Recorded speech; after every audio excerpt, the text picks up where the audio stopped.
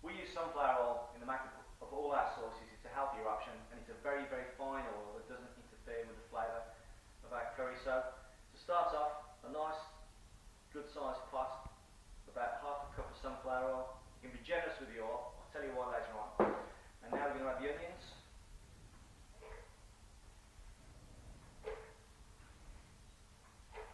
It kind of looks a lot of onions, but you know they're about 98% water, so as they cook, they lose their fluid and reduce.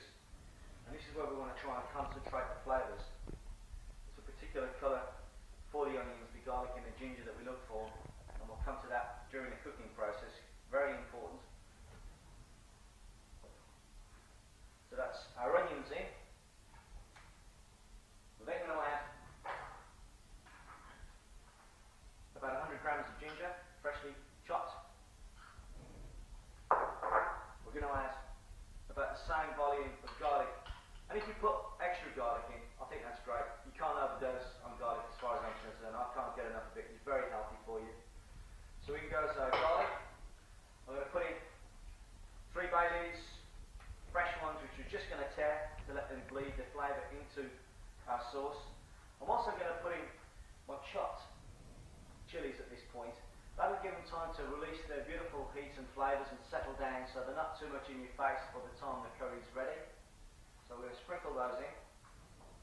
We're going to need to put in some salt. I like to put in salt at this stage because I feel we've got root vegetables in there, and this is going to help break down the fibres and help them release their flavours. And I always tell our pupils to season as you go along and taste it. If it tastes great at all those stages of the cooking process, your end result will be perfect. So a little bit of salt. We're going to put the lid on, let that cook now for 5 or 10 minutes. I'm going to add some seeds to it then and let it cook a bit further, and we'll go through that process as we go along. After about 10 minutes of simmering away, I'm going to add some whole spices. I like to add whole spices. They add an extra bit of texture to the curry and release their locked in flavours. So we're going to add some cumin seeds. We're going to add some whole fennel seeds. I've got 2 or 3 pieces of cinnamon bark, which you can remove before you serve the curry. 2 or 3 star anise. There is delicious aniseedy flavoured spice, and they're really sweet and delicious in a curry. Again, you can remove those if you want to before you serve your curry. We're going to add some whole cardamoms. That'll give these time to soften and open up and release their flavours.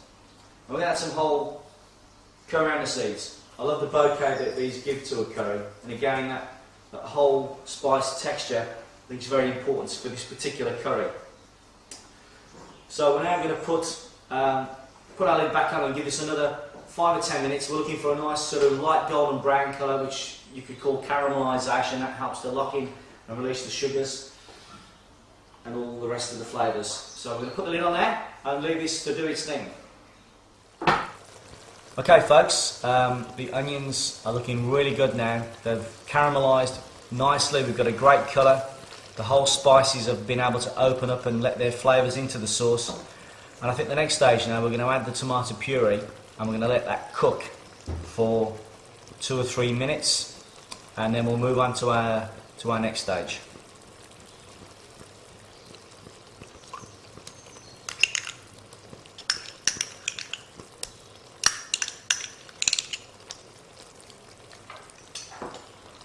The sort of colour changed dramatically as the tomato puree is stirred through the sauce.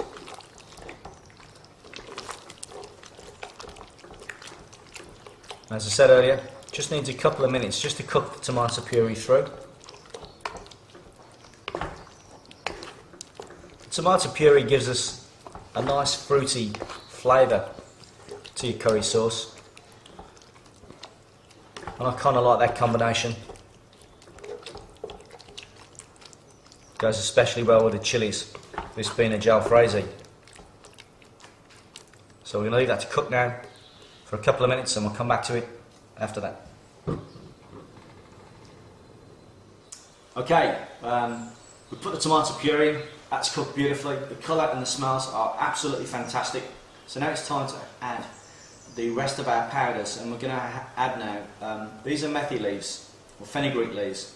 Love the flavour of these, got quite a delicate bouquet, great in a curry. We're going to add some turmeric or haldi powder. That kind of helps with the colour. Not so much the flavour, but it's great for giving us that lovely sort of golden colour to the curry.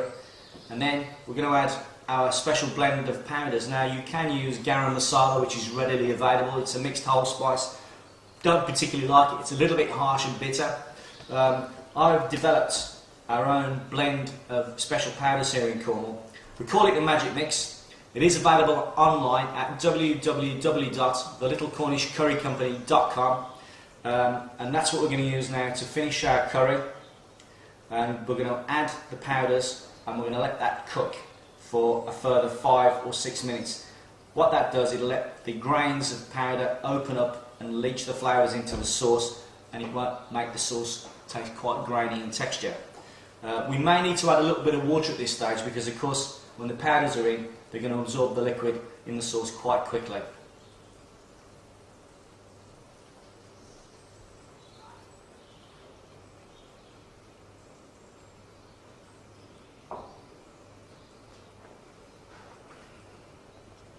Yep.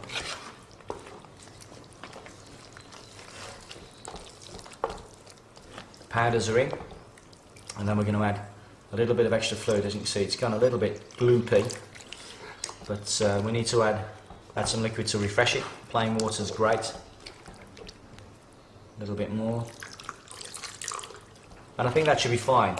Once that's stirred thoroughly, I'm going to put the lid back on and give it another 5 minutes or so on a very gentle simmer, just to get those powders working their magic.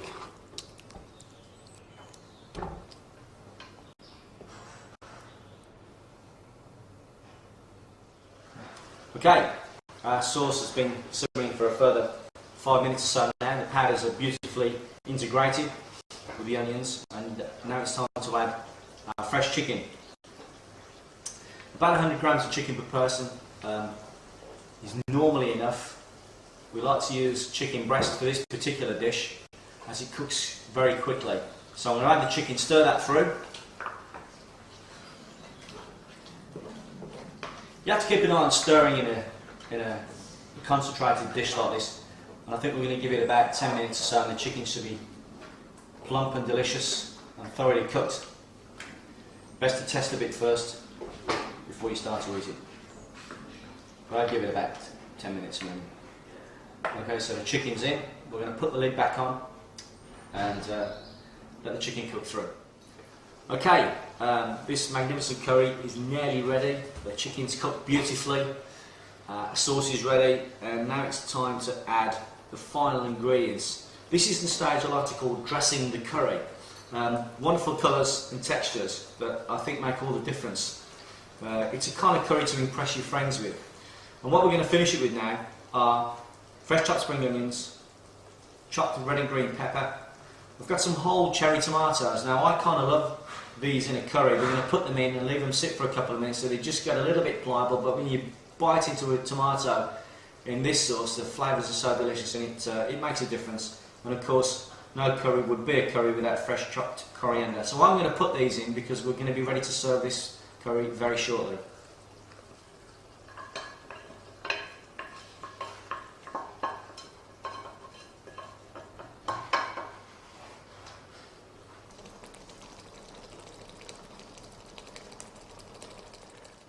Here's our chicken jalfrezi, made in our Cornish kitchen workshop here in Cornwall, served with classic naan bread and lemon rice.